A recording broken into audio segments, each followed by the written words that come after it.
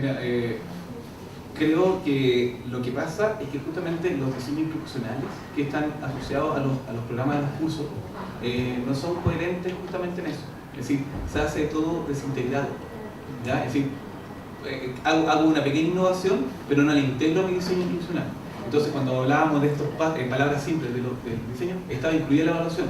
Entonces, si los profesores, los docentes, hicieran esa coherencia en el diseño instruccional, en esa lógica, objetivo, contenido, actividades, la herramienta y la evaluación, seguramente lo que estás comentando tú, Fernanda, no debiese suceder, ¿ya? Entonces, sobre eso el camino y el llamado que justamente es que nosotros como docentes podamos cuestionarnos que el diseño instruccional que tenemos sea coherente, porque eso va a traer también coherencia para el alumno que lo está aprendiendo. Él lo va a visualizar y en el fondo cada actividad que él haga, que desarrolle en el aula, va a tener sentido y lo va a motivar a hacerlo.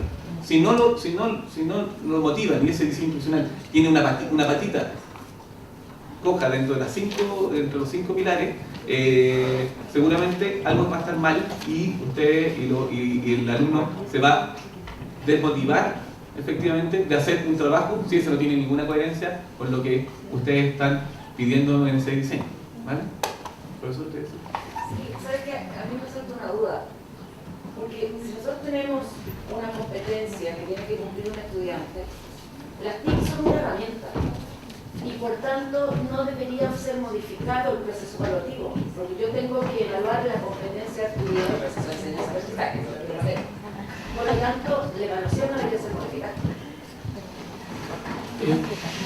Voy a responder un poco porque tiene que ver con el sentido que están pensando. En realidad, nosotros transitamos, se supone que debiéramos haber transitado, pero estamos en esa pendiente. Un modelo centrado en el contenido es un modelo centrado en la competencia. Entonces, el modelo centrado en el contenido era el contenido, la célula, la bomba de sodio, la bomba de potasio. Pero cuando se introduce el modelo centrado en la capacidad es comprender o identificar cómo los factores de funcionamiento del organismo tanto tienen implicancia. Entonces no es memorizar, sino que es comprender, relacionar, identificar. Entonces el problema que ocurre es que generalmente en docencia, ahora yo hablo como profesor, porque como ustedes son formados como profesores, fíjate que los profesores en el sistema de secundaria y primaria todavía están centrados en contenido. Y los planes y programas por la reforma curricular hace más de 2 décadas que están centrados en competencia. Entonces yo tomo al profesor y digo, profesor, ¿qué está enseñando? No, que estoy enseñando la célula. A ver, pero léame el objetivo. Vamos a plan y programa, vamos a Mineduc, bajémoslo. Identificar y comparar la relación funcional. Bueno, entonces no es memorizar, sino que entender cuál es la relación funcional. Entonces el núcleo está en la coherencia. Porque si yo tengo que identificar y comprender la relación funcional, ¿cómo voy a evaluar que el alumno comprende esa relación y es capaz de entenderla? Y eso no es de memoria. Entonces a lo mejor ahí va a entrar en juego, mira, a lo mejor haciendo un esquema, y en ese esquema estableciendo la relación entre estos elementos, yo me voy a dar cuenta que el alumno entiende esa relación funcional, porque no es una definición de que identifica o nombra. Entonces lo que se busca es la coherencia, pero hay que partir justamente, como dice usted, de la competencia y la capacidad. Y es el cuento que todavía no hemos logrado. O sea, todavía los profesores en el sistema, en secundaria y primaria, están enraizados en el contenido y no se han pegado el salto a la capacidad. Entonces, ¿qué es lo que está ocurriendo? Que, por ejemplo, la construcción de instrumentos como el CIMS, PISA, PSU, son en capacidades. Porque cuando tú diseñas el instrumento, y ahora voy a lo evaluativo, yo trabajaba en eso haciendo ítem, a ti lo primero que te pasa es el cruce entre las capacidades y el contenido. Entonces te sale contenido, por ejemplo, organelo, y tienes que realizar preguntas de indagación, preguntas de relación, preguntas de identificación, preguntas de análisis. Entonces el ítem tú lo haces en función de la capacidad. Eso es lo que es la coherencia. O sea, claro, como dice, la planificación está bien, los programas también, porque están en capacidad, pero lo que nos falta es entender eso. Y cómo las actividades que desarrollemos con los alumnos en el aula sean para desarrollar esas competencias, no para memorizar, sino que para establecer el desarrollo de esas capacidades. ¿Pero eso es válido con TICs o sin TICs? Con TIC o sin TIC. Entonces lo que después yo debo buscar es decir, bueno, ¿qué tecnología es más propicia para identificar la indagación? ¿Qué tecnología es más propicia para que él pueda desarrollar una relación? ¿Qué tecnología me permite verificar una clasificación? ¿Qué tecnología, me entiendes? Es la competencia. Sí, un pequeño alcance respecto a ese punto. que todo está bien, siempre y cuando el desarrollo profesional de nuestros estudiantes no tenga que ver con TIC más adelante. Porque si tiene que ver con TIC, yo tengo que empezar a desarrollar, ¿no es cierto?, actividades de competencia que permitan ejercitar competencias con el uso de TIC. Y por lo tanto ahí yo tendría que integrar, ¿te fijas? Porque en el fondo puedo no usar las TIC para ver las competencias, ¿no? Pero me están pidiendo hoy día, por ejemplo, que la comprensión sea a través del uso de las TIC. Así como te están planteando, ¿no es cierto?, de que las competencias se desarrollen también a través del uso de otro idioma. Y por lo tanto, de que las clases incorporen, a diferencia de antes, donde uno tenía un esquema basado en contenido, y tú tenías clases de inglés separadas a las clases específicas de la especialidad, hoy día te piden que la especialidad, ¿no es cierto?, sea hablada en inglés. ¿Te fijas? Y lo mismo pasa con las TIC. Entonces, por lo tanto, sí, en ese punto quería agregar nada más. Totalmente de acuerdo, si las TIC son una buena herramienta. Lo que me preocupa y me asusta es que a mis profesores se les diga que las TIC son casi una metodología de enseñanza. No, es una herramienta. Claro, Oye, tengo 160 profesores. La metodología, ¿qué tiene que ver? Desde la escuela antigua, porque la escuela nueva se ha restringido, pero si vamos a un texto antiguo, la metodología tiene que ver, primero, con los contenidos, con que el profesor defina y estructure el foco de los contenidos, y eso significa la secuenciación de los contenidos, la ruta del contenido. Segundo, con el uso de los recursos. ¿Qué recursos va a utilizar? La organización de la actividad y la organización del alumno, individual, grupal. Todo eso es la metodología. Y eso se puede hacer con tecnología o sin tecnología. O sea, la tecnología es una herramienta, no tiene que ver con la metodología. ¿Profesor? Sí. En acuerdo y desacuerdo con dos cosas. Lo que iba a decir antes, primero, cuando uno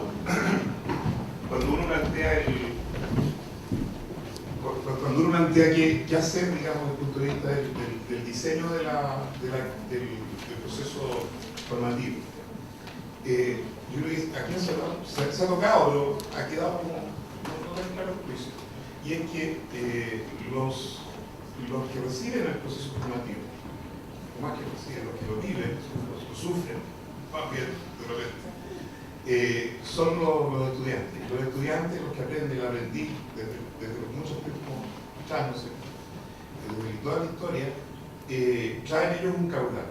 Ellos traen un caudal que es sumamente relevante en todas las disciplinas. Yo hablo desde la disciplina mía, que es mucho más, tal vez, evidente en arquitectura, en diseño. Eso, no hay otra posibilidad que no sea trabajar con el caudal de las personas. No el talento, el caudal, la experiencia, lo acumulado, Vygotsky, constructivismo, todo eso. Eso en la universidad generalmente no es muy, y en general con la gente que enseña, sea profesores o no profesores, tiende a ser olvidado. Es muy fácil olvidar. Desde la lógica del especialista, se olvida que toda especialidad está presente en la vida de todas las personas. Y eso hace entonces que lo que uno enseña y la forma en cómo lo enseña sea pertinente para el que lo vive. Si uno no hace ese esfuerzo de mirar desde el otro lado, de ponerse en los pies del otro, de tener esa empatía, difícilmente el proceso educativo va a ser eficiente con todas las tecnologías que viene la Colombia. Ahora, es cierto que las TIC, el segundo punto, es cierto que las TIC en sí mismas no son un método, pero sí es cierto que la virtualidad es una dimensión hoy día tan fuerte y tan real como es la materialidad. Muchos dicen una cosa es la materialidad y otra cosa es la narración de la materialidad. Y la narración de la materialidad hoy día está en lo virtual. No digo con esto que la gente tenga que vivir conectada a internet, no estoy hablando de eso. Estoy hablando de la virtualidad, de aquellos elementos que a lo mejor no tienen evidencia física, pero que existen, que están ahí, que forman parte del día a día. Y las profesiones, eso también es así. Pues difícilmente uno podría pensar la formación de hoy sin la virtualidad. Sería lo mismo que en la época de Gutenberg pensáramos la educación sin el libro. ¿Ya? O sea, yo creo que ese es un tema importante. Ahora, ¿cuál es el problema? Cuando yo empiezo a usar la lógica de Gutenberg, es la virtualidad. Entonces, ahí, por ejemplo, cuando yo escuchaba y tú hablabas del diseño instruccional, ¿ya? Yo entiendo, o sea, está explicado didácticamente, pero hay un riesgo en la explicación, y es la secuencia. Efectivamente, cuando las personas aprenden, tenemos un modelo de lo simple a lo complejo, lo pequeño a lo mayor. Tenemos la otra lógica, la lógica del libro, ¿no es cierto? Dividir por páginas, por capítulos. Hay un inicio, una introducción, un clímax y un final. Las películas, ¿cómo las vemos? Un inicio, bueno, hasta que alguien escribió Rayuela, hasta que alguien ha hecho cine como Amores Perros, ¿se la ha visto? Y ustedes se dan cuenta que ahí no hay inicio, no hay clímax, no hay final, no hay película. Y lo entendemos todo.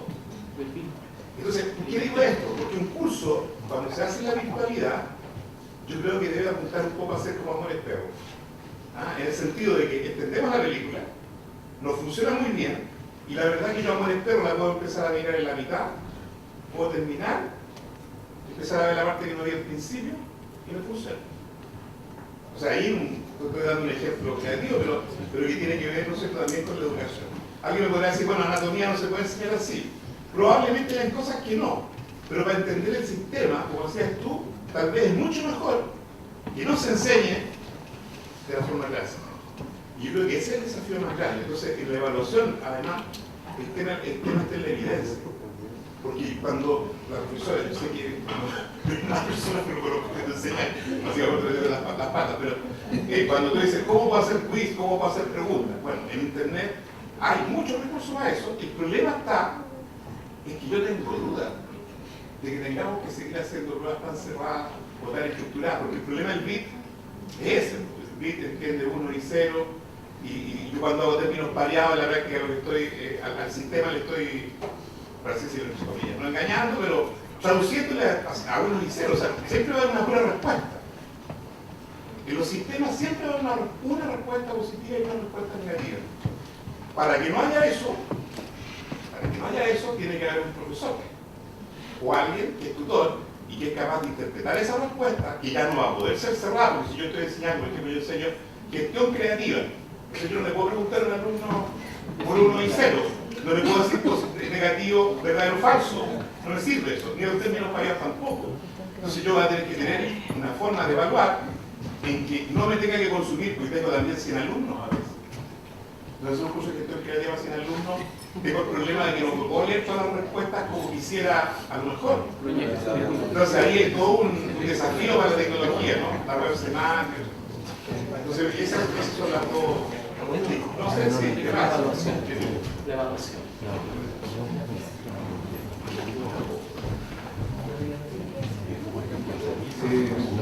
Yo quería compartir a propósito de lo que está el colega expresando no sé si será correcto, pero es una cierta sugerencia. El uso de las palabras, ¿no es cierto?, está cargado de cultura. Perdón. Y aquí hemos estado compartiendo una palabra que puede generar distinciones diversas dependiendo de nuestras culturas, y que es la palabra diseño. Yo creo que ahí hay un tema a darle vuelta en cada una de las especialidades, de las disciplinas, porque diseño puede tener distintas formas de entenderse, y a partir de eso opera en una forma casi natural, diría, ¿ya?, una forma de construir a través de esa palabra diseño todo lo que nosotros podemos ejercer pedagógicamente, ¿ya? Entonces hay un punto que tiene que ver con estas palabras de diseño, estrategia, porque yo puedo pensar estrategia en términos de la mejor estrategia de entregar algo ya dado, o estrategia como la forma de construir bases para algo que va a emerger después, ¿ya? Y ahí entonces está la discusión que nosotros nos colocamos respecto a hacia dónde tira, ¿no es cierto?, las tendencias en el desarrollo de las profesiones, ¿ya? Y pareciera ser que lo que tira es hacia ese tipo de estrategia que construye lo innovativo, lo creativo, es decir, aquella que abre, aquella profesión que está ejerciendo en la innovación cada vez más permanente, y no aquella que reproduce lo ya hecho. Y ese es un tema, digamos, que va a afectar la forma pedagógica para enseñar a nuestros estudiantes, porque nuestros estudiantes de todas maneras, y eso es lo que yo quería a partir de lo que tú dices, de todas maneras están dentro de otra lógica, no están ni en la lógica deductiva ni inductiva, sino que están instalados en este mundo de virtualidad que es absolutamente intuitivo. por lo tanto que opera, ¿no es cierto?, con prescindencia de ciertos polos racionales para poder argumentar. ¿Ah? Entonces, ese es un punto que yo quisiera colocarlo como para que ustedes lo pudieran revisar. ¿Ah? Hay distintas orientaciones, yo lo veo más desde una perspectiva comunicacional, entonces por lo tanto para mí un diseño es poder crear ciertas condiciones de distinciones y dominios de observación que me permitan trabajar hacia adelante, con una cierta básica rayado de cancha, ¿no es cierto?, que sería la parte protocolar, ¿no es cierto?, pero fundamentalmente con la lógica de lo que tú decías, que estamos trabajando con modelos, y los modelos de la ciencia se prueban, ¿no es cierto?, porque no son verdades, son modelos que se van probando. Entonces, por lo tanto, pongo en juego en la clase ciertos modelos, y esos modelos, tanto la enseñanza como los contenidos, tienen que los alumnos inscribirse en el proceso de construcción de conocimiento, de probar, de experimentar, de poner en juego, de rebatir lo que se está planteando como modelo. Entonces, por lo tanto, voy a ir trabajando con prototipos. ¿Ah? Entonces, los protocolos no van a ser lo que me va a definir. El protocolo, las reglas, las normas son mínimas, ¿no es cierto?, es el rayado cancha, no nos vamos a matar, vamos a conversar, vamos a trabajar colaborativamente, etc. Pero lo central está trabajar con los prototipos. Y por lo tanto, dentro de los prototipos, las clases se transforman en laboratorio. Es un poco una idea, digamos, de lo que puede ser el poder integrar esta virtualidad y al mismo tiempo de explorar en cómo diseñar nuestras clases. Yo quería complementar algo más. Me parece súper atingente ¿cuál es su nombre? Juan Carlos. ¿Sabes por qué? Porque tal como lo compartía en la presentación, esto es parte de la experiencia. Entonces es un modelo que hoy día a nosotros nos ha servido y que nosotros creemos dentro de nuestras variables de contexto y muchos parámetros más, el que nos ha servido y creemos que es funcional y sirve. Pero seguramente hay muchos más modelos, y estoy seguro que la Universidad de Chile, el INACAP, la Universidad Católica y otras universidades, la Universidad de la Frontera, que también ha trabajado mucho el tema de la tecnología, tienen otro modelo, ¿ya? Y seguramente van a encontrar un modelo propio, ¿ya? Y esta es la forma de diseñar también. Entonces, en el fondo, acá hay ciertos tips de una experiencia que nosotros creemos y que entre comillas, no hemos comprometido, y que creemos que nuestros alumnos, nuestros estudiantes aprenden y de una forma ordenada, indexada, porque tienen muchas fortalezas, pero así también tiene debilidades. Entonces, en eso también recojo el guante, y sabemos que hay otros modelos que seguramente son mucho más pertinentes, de acuerdo también a un concepto que a mí me gusta mucho, que es el tema de la diferenciación de las disciplinas. Las disciplinas son diversas, son dispersas también. Entonces, este modelo capaz que sea solamente para facultades de una línea y no para otras facultades, ¿te fijas? Entonces, no le estamos dando la receta, porque esta no es la receta, pero sí que si se pueden preguntar si les sirve, súper bien. Y recojan las cosas que les sirven. ¿Ya? Tampoco nos estamos diciendo, oye, todos hagan una ruta de aprendizaje y hagan un guión y todos incorporen un video de YouTube. No, pero si ustedes dicen, hoy voy a incorporar el video de YouTube porque esto puede más servir, háganlo y eso le va a servir. Bueno, en función del tiempo, estamos ok. Yo no veo mucha discusión en el tema evaluativo porque yo soy de una lógica más tradicional por mi formación. O sea, no hay que confundir los instrumentos de evaluación con los procedimientos evaluativos. Y los instrumentos no ha habido mucha variedad. Instrumentos tenemos por observación, pautas de cotejo o un desarrollo más progresivo de la pauta de cotejo, que es escalas de valoración, con ir aproximando una categoría que va a tener una valoración, y por último un descriptor de los niveles de escala, que es una matriz de valoración con una rúbrica. Esa es una línea de instrumentos. Otro instrumento que tenemos son las consultas propias del alumno, que son los test y las pruebas, y no existen más instrumentos evaluativos.